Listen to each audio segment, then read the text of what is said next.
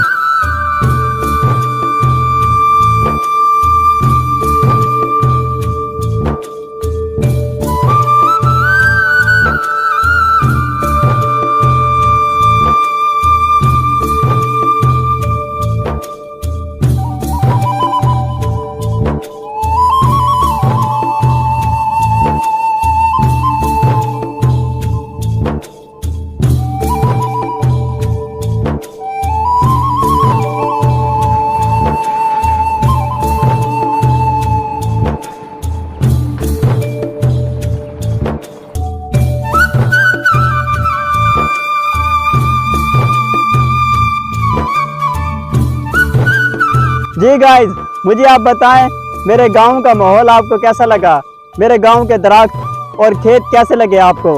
अभी तो शाम होने वाली है ना, और मगरिब भी होने वाली है। मैंने बहुत कोशिश किया कि साफ बनाऊं। इंशाल्लाह सुबह जब बनाऊंगा ना, वो इंशाल्लाह रिजल्ट ऐसा बनाऊंगा कि आप देखते ही रह जाएंगे।